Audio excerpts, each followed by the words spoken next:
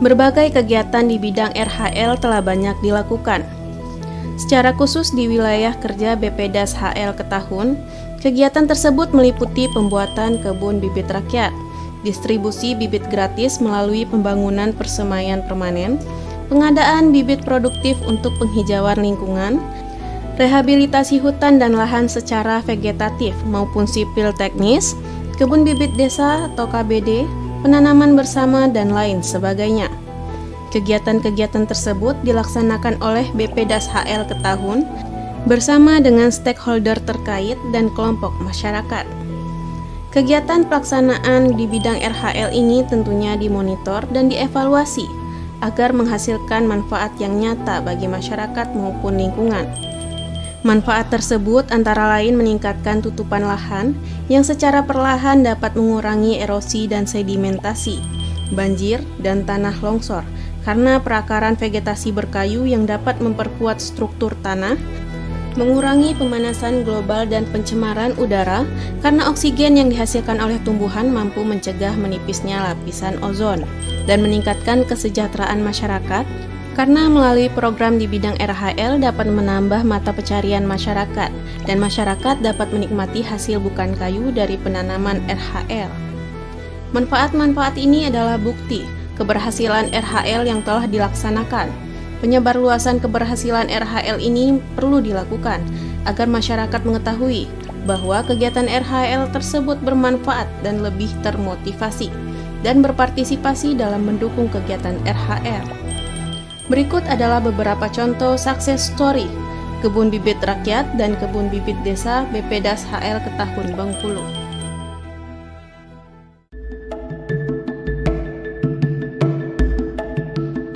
Desa Kebanjati, KBR dengan jenis tanaman karet dan sengon yang ditanam tahun 2012 dan tanaman pinang yang ditanam tahun 2020 dengan luas lahan tanaman KBR karet dan sengon adalah 2 hektar dengan jumlah tanaman karet sebanyak 3.280 batang dan sengon sebanyak 50 batang.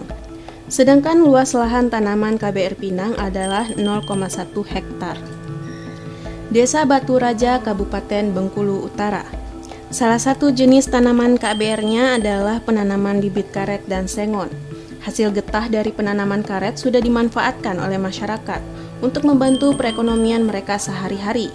Rosmadi, salah satu penerima KBR, menjelaskan bahwa pohon sengon dari kegiatan KBR masih terpelihara dengan baik dan pohon-pohon sengon tersebut sudah bisa dipanen.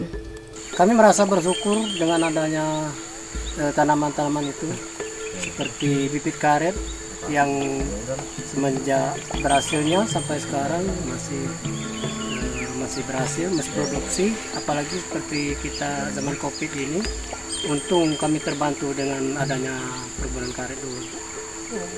Dengan adanya itu, kayu juga bagi masyarakat yang sangat perlu kayu. Desa Kurotidur, Kabupaten Bengkulu Utara. KBR dengan jenis tanaman karet yang ditanam tahun 2012 dengan luas lahan penanaman karet seluas 1 hektar dengan jumlah tanaman sebanyak 700 batang. Produksi getah karet dalam 1 minggu mencapai 100 kg sebagai sumber penghasilan bagi petani atau pemilik lahan tersebut. Desa Tambak Rejo, Kabupaten Bengkulu Utara. Jenis tanaman KBR ini adalah karet. Pembuatan bibit dilakukan pada tahun 2011 dan penanaman dilakukan pada tahun 2012. Jumlah tanaman karet pada lahan ini sebanyak 350 batang dengan produksi getah 50 kg per minggu. Produksi karet semakin meningkat di tahun 2018, 2019, dan 2021 yang mencapai 60 kg per minggunya. Desa Penembang, Kabupaten Bengkulu Tengah. Kegiatan KBR dilaksanakan pada tahun 2010 dan 2013 dengan jenis tanaman karet. Kondisi pertumbuhan tanaman di lokasi tersebut tumbuh dan berkembang dengan baik. Tanaman karet tersebut dipelihara oleh pemiliknya dan menghasilkan manfaat berupa sumber penghasilan dari penjualan getah karet yang disadap. Desa Surau, Kabupaten Bengkulu Tengah. Jenis tanaman KBR yang ditanam tahun 2012 tersebut adalah tanaman mahoni, karet, merambung, dan kayu bawang. Manfaat tanaman kayu bawang dan merambung secara langsung adalah berupa hasil kayunya yang telah dijual ke pihak industri kayu. Desa Sukau Kayo, Kabupaten Lebong. Jenis tanaman KBR yang ditanam tahun 2015 tersebut adalah tanaman sengon. Penanaman sengon ini dilakukan secara campuran dengan tanaman kopi sehingga membentuk pola tanam agroforestry. Desa Tabak Belau, Kabupaten Lebong. Jenis tanaman KBR yang ditanam tahun 2015 tersebut adalah tanaman sengon dan karet.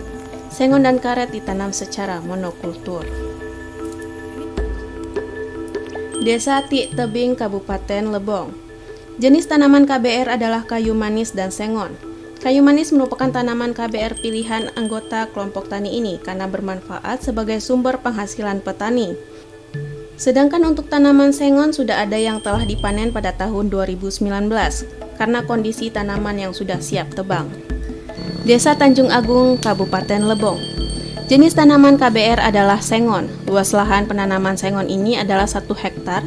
Penanaman KBR sengon ini dilakukan secara agroforestry dengan tanaman kopi. Manfaat penanaman KBR sengon tersebut adalah sebagai penghasil kayu dan penghijauan lingkungan. Desa Air Merah, Kabupaten Rejang Lebong. Kegiatan KBR penanaman pada tahun 2012 dengan jenis tanaman kayu surian, mindi, kayu Afrika, dan aren. Kondisi saat ini untuk jenis surian, mindi, dan kayu Afrika sudah dilakukan panen. Hasilnya dimanfaatkan untuk pembangunan rumah.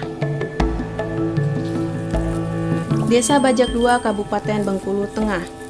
Memiliki jenis tanaman KBD Pinang Betara dan Bambang Lanang. Program KBD dengan jenis bibit Pinang Betara sebanyak 10.000 batang dan Bambang Lanang 30.000 batang, yang penanamannya dilakukan pada tahun 2020. Manfaat ke depan yang diharapkan petani dari tanaman Pinang Betara dan Bambang Lanang ini adalah sebagai sumber perekonomian atau penghasilan petani. Karena dari segi harga dan pasarannya, pinang ini menjanjikan kenaikan perekonomian bagi petani. Mula kami mendapatkan bantuan bibit dari Bappedas. Awal mulanya kami dipilih menurut kelas dari kelompok tani. Kami berdasarkan dari kelas itu kami berada di kelas lanjut. Maka dari itu kami terpilih untuk mengikuti kegiatan KBD tersebut. Desember itu bibit sudah nyampai di KBD kami masing-masing. Dari kelompok Margi Kelindang, kalau tidak salah ada 6 kelompok, cuman saya kebetulan yang lain kurang tahu, yang saya ketahui itu di kelompok saya. Kemudian pada 4 Mei, kalau tidak salah 4 April bibit tersebut kami bagikan karena menurut data kami harus di KBD itu 4 bulan lamanya untuk dipelihara dulu. Kemudian baru dibagikan. 4 Juni kami mengadakan pembagian bibit, kemudian ditanam oleh anggota. Dalam pembagian tersebut, anggota mendapatkan 150 batang. Di tahun 2020-2021 ini orang gemar menanam pinang betara. Nah, kebetulan kita berawal dari kita, orang tuan. Jadi harapan kita nantinya dengan bantuan-bantuan seperti ini, masyarakat itu tertolong dari ekonomi yang bentuknya dari pinang tersebut. Desa Harapan, Kabupaten Bengkulu Tengah. Pada tahun 2019, kelompok Tani Maju Bersama mendapat program KBD dengan jenis bibit Pinang Betara sebanyak 10.000 batang dan Bambang Lanang 30.000 batang. Manfaat ke depan yang diharapkan petani dari tanaman Pinang Betara dan Bambang Lanang ini adalah untuk meningkatkan perekonomian petani. Yang tahun 2019 kemarin ada salah satu kelompok tani kami dari Desa Jambu ini menerima program pembibitan kebun desa. Pembibitan kebun desa dari Bappedas yang alhamdulillah sudah disalurkan oleh ketua kelompok, pengurus kelompok taninya kepada anggotanya, kepada masyarakat kami Desa Jambu, yang menurut kami sangat bermanfaat bagi warga kami Desa Jambu, seperti Pinang Betara dan Bambang Lanang. Mudah-mudahan dengan warga kami menanam pinang. Harapan kami ke depannya untuk penguatan ekonomi di desa kami. Kemudian yang bentuk bambang lanang kayu, mudah-mudahan di samping untuk 10 tahun ke depan bisa dimanfaatkan oleh warga kami. Kemudian di samping itu juga untuk mempertahankan kelestarian, kestabilan ekosistem alam di desa kami.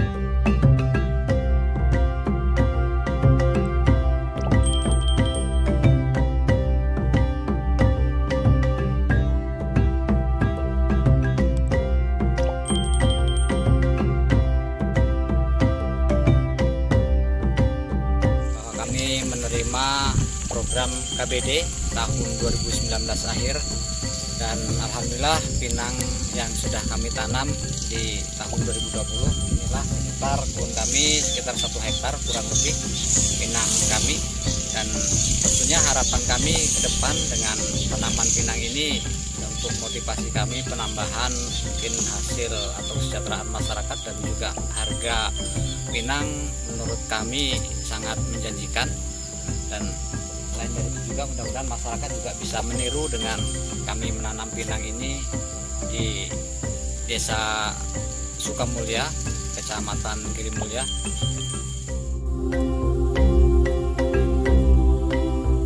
Desa Padang Leban, Kabupaten Kaur. Pada tahun 2019, kelompok Tani Sejahtera bersama mendapat program KBD dengan jenis bibit pinang betara sebanyak 20.000 batang, sengon 17.000 batang, gaharu 1.000 batang, dan jengkol 2.000 batang. Manfaat ke depan yang diharapkan sama seperti petani lainnya, yakni sebagai sumber penghasilan bagi petani.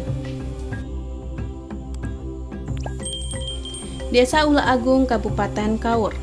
Jenis tanaman KBD ini adalah pinang betara dan jengkol. Pembuatan bibit dilakukan pada tahun 2019 dan penanaman dilakukan pada tahun 2020. Harapan pemilik lahan terhadap tanaman pinang dan jengkol adalah agar pemerintah tetap memperhatikan tanaman pinang dan jengkol sebagai komoditi yang menjanjikan, dengan harapan tanaman KBD yang ditanam tersebut bermanfaat sebagai sumber penghasilan petani. Sesuai rancangan teknis yang telah dikeluarkan, yang pertama itu kita persiapan lahan, di mana persiapan lahan ini dibagi menjadi yang pertama itu penyiapan untuk lahan pembibitan, sebagaimana ketetapan-ketetapan yang dicantumkan dalam rancangan teknis. Adapun selesai persiapan pembibitan itu di penyesuaian kondisi penanaman RHL dengan yang telah ditetapkan di rancangan teknis. Persiapan lubang tanam, kita memastikan bibit yang mana bibit ini diperiksa langsung oleh pengawas dan penilai, memastikan kesesuaian standar yang diacu dari rancangan teknis. Setelah bibit sesuai standar dari rancangan teknis, maka selanjutnya dilakukan penanaman. Adapun penanaman ini yaitu sesuai yang disampaikan di rancangan teknis, yaitu 833 tanaman per hektar. Kami sebagai pendamping yaitu yang pertama mendata anggota tani yang ada atau yang menggarap lahan yang ada di blok RHL. Kemudian tugas yang kedua yaitu mensosialisasikan pada masyarakat betapa pentingnya kegiatan RHL tersebut. Kemudian yang ketiga, melakukan pendampingan kepada masyarakat dalam pembentukan KTH atau kelompok tani hutan. Kami dari Waslai bertugas untuk mengawasi kegiatan penanaman di lokasi RHL, mulai dari kesesuaian lokasi dengan rancangan teknis, kemudian kesesuaian jenis bibit dan jumlah bibit, terus pelaksanaan penanaman dan pemeliharaan.